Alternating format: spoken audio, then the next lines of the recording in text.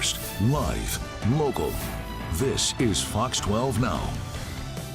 Hello everyone, this is Fox 12 Now. I'm Greg McLean. Thank you for joining us. I wanted to pull this up right there because this is what we're going to be talking about. Yes. Snow. The snow up there in Ski Bowl right now. Yes. Up at Mount Hood. Two new inches up at Timberline so far this morning, just from when it started. There was a lull a little bit, like around 10 o'clock. It picked back up again, so more snow. But it's up there. Yep. Is it coming down here? That's what we're going to be talking about right now. Yes. So hello everyone. Yes, this is Fox 12 Now. Here with, of course, Katie Zuniga, who's joining us here for our new weather segments that we're doing. This is extended weather forecasts and deeper dives and things like that. But definitely the thing on everybody's mind right now is the first alert weather days next week. How many do we have now? Well, we have one tonight through tomorrow for the Cascade and the Coast Range, and then we have 3 next week for the mornings. 3 next week for the mornings. Yes, so we have an update from when we did this on Tuesday. Yeah, so definitely it seems like this is picking up a little bit of steam as Yes, far as... that confidence is growing. You remember that little confidence meter? Yes, the confidence meter. Confidence is growing. We're getting closer. We're in that time frame, which I'll show you, where we start to work on timing and amounts and things like that. All right, well, yeah, let's get into it, because I mean, I think this is something that's on the mind of everybody. Is like, yep. What is going to happen It is, here? yes. So we have those first alert weather days for you. I have my trusty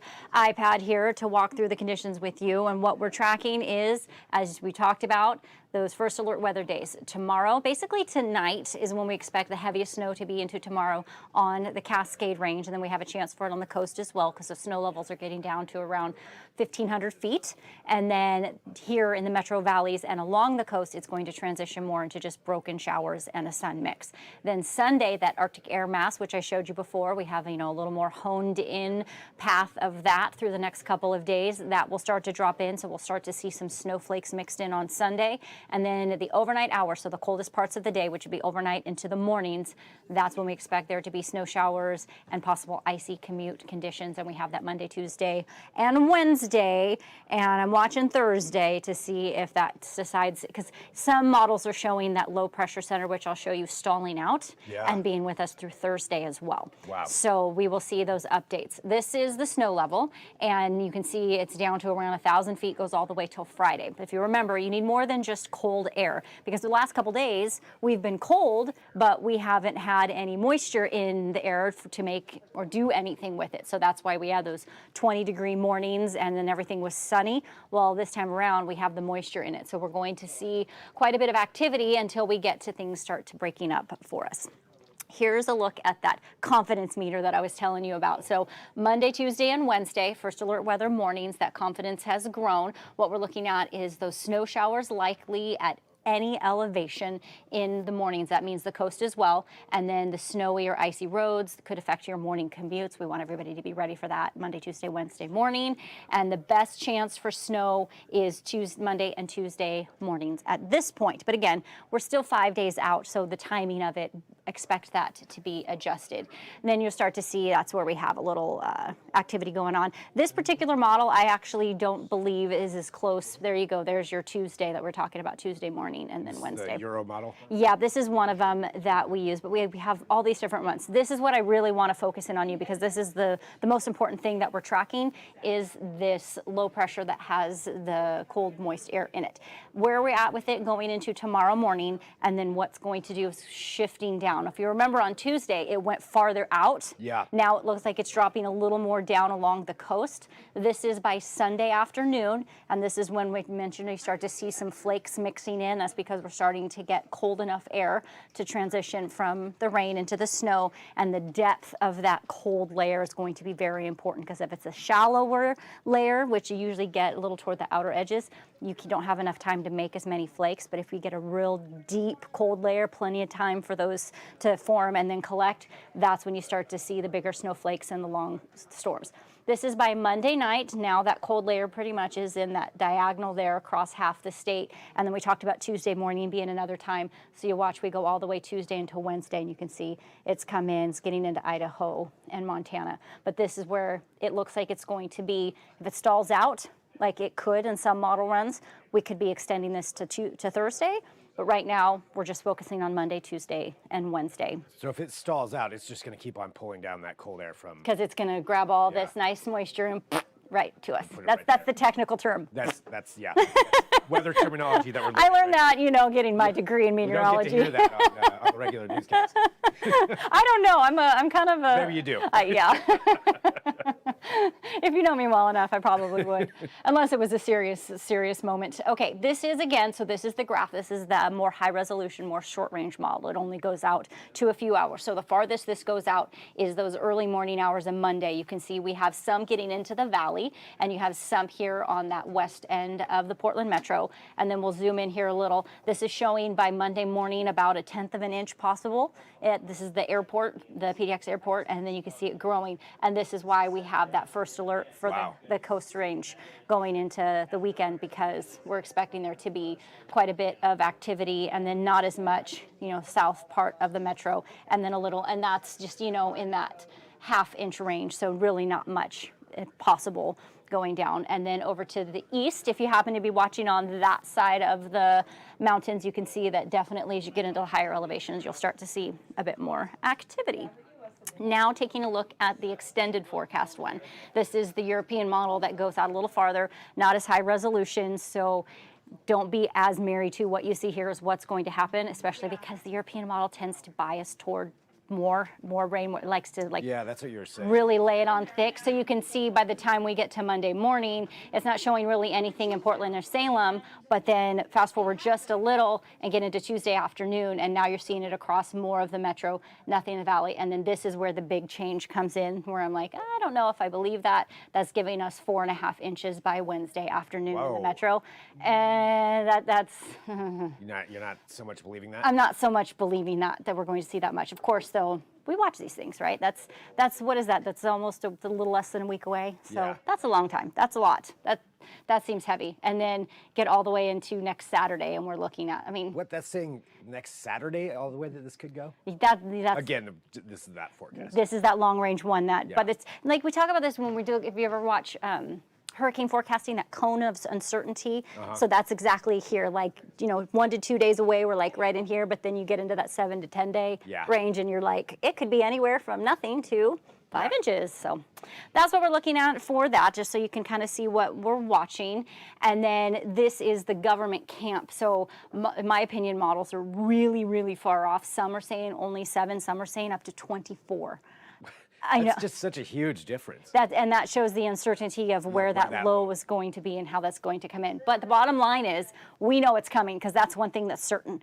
Every model saying there's going to be snow on the Cascades, especially at the pass level, and it's going to ramp up tonight as we go through the night, and then back off and not be as much as we go through, and then even break up a little. So smallest numbers are showing 5 to 7, and then we have other ones that are, like I said, getting up to 24 inches. So we're watching that.